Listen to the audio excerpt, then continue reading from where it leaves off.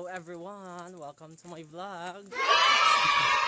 So, this week, nandito tayo ngayon sa Barangay Gugon.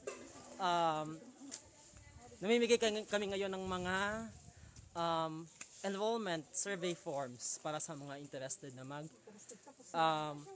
pa-enroll for this school year. So, I have here Ma'am Lorenza and Ma'am Jobel. Yan, all the way from Uring. So we're still walking para magpaalam sa mga barangay officials para sa paglilibot nga ng enrollment forms kasi we need to give our courtesy call to our barangay officials.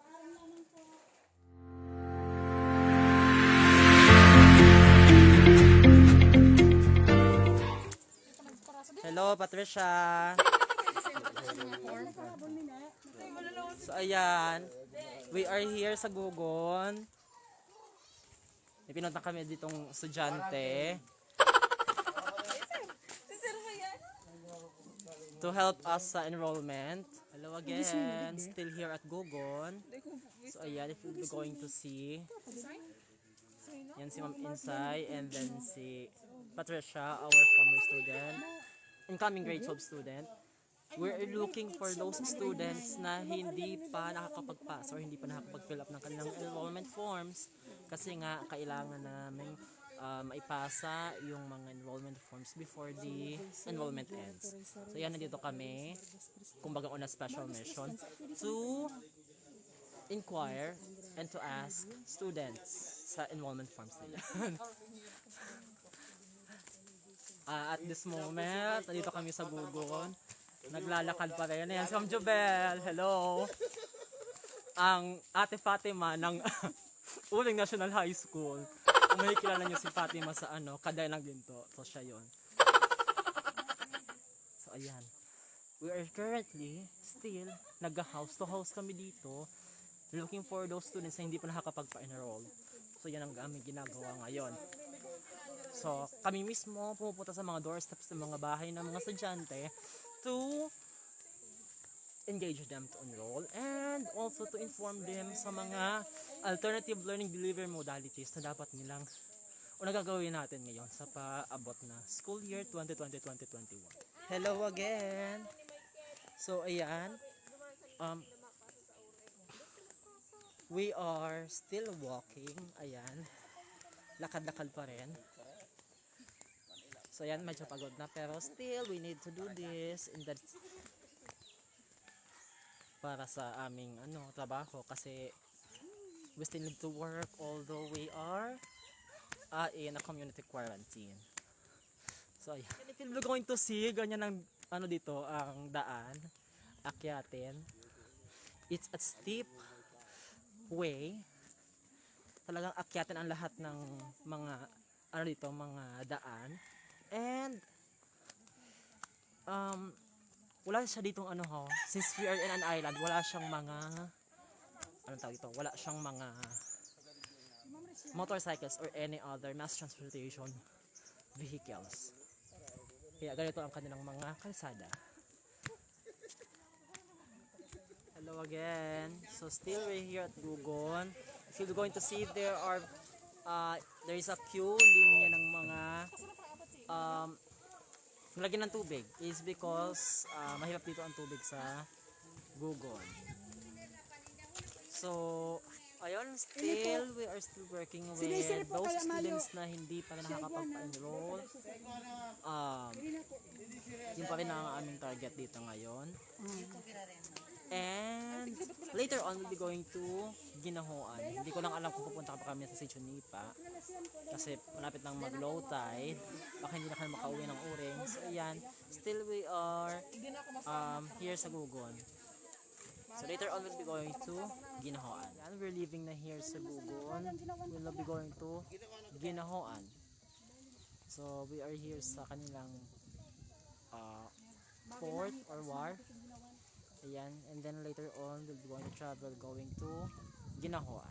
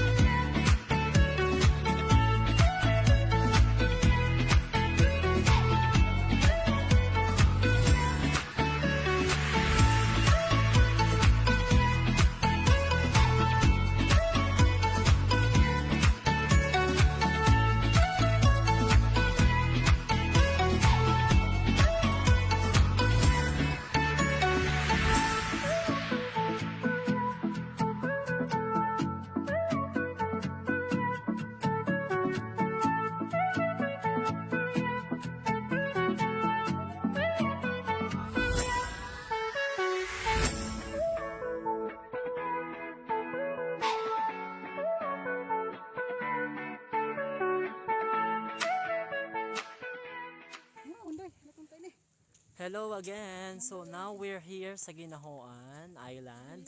Sabi nga ay this is what we call as the Little Batanes of Kalamoan or of the Philippines kasi meron ditong lighthouse na dinadayo ng mga turista, but since may COVID-19 ngayon, may pandemic, so yan, close ngayon sa mga tourist ang lighthouse.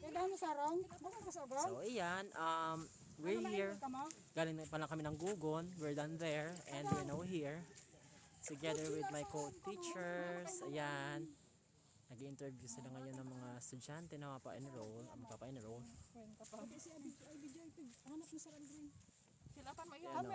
We're going to see ayan, nag-ano sila, nagbibigay ng enrollment forms needed para sa enrollment ng mga estudyante for this school year.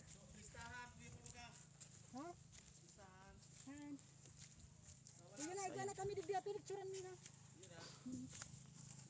Wala tayo mga Marvin pa. Iyaw siya sa aba. Ika na sa magpilap ka. Oo, ika sa pilap. Darawon mito So dito kami going to see ano ba yung mga pinunta namin mga mga bahay mamaya. We'll be going to do that later. Okay, so nandito na tayo ngayon sa Ginahoan. So, ayan, naglalakad kami ngayon.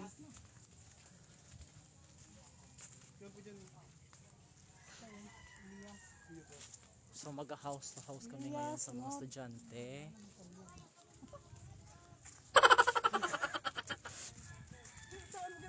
Ayan, mag-house house kami ngayon sa mga estudyante.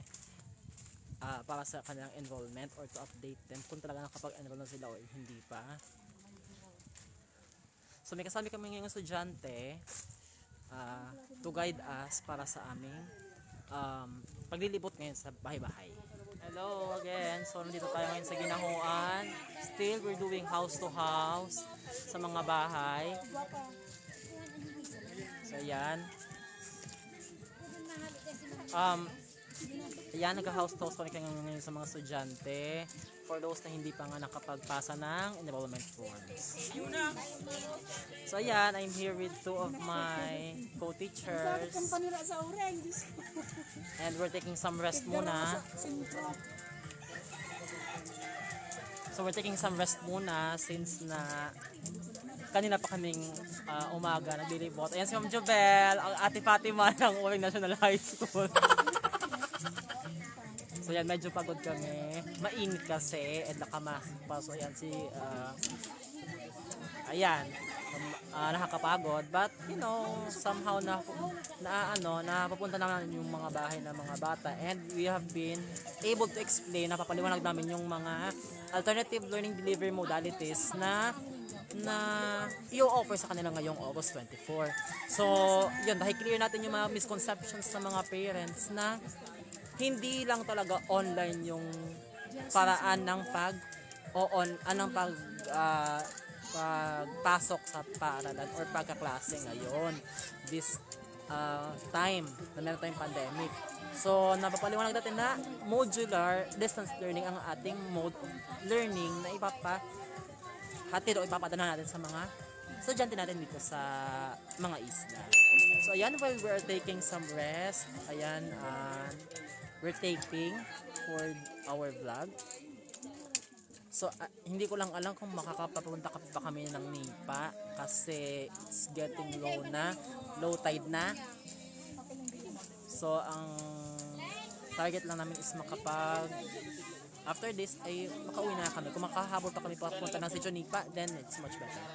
So yan, later on kung makatapos na kami, we'll be going to see kung makakapunta pa kami ng Nipa, ng Sitio Nipa ng Barangay Gugon.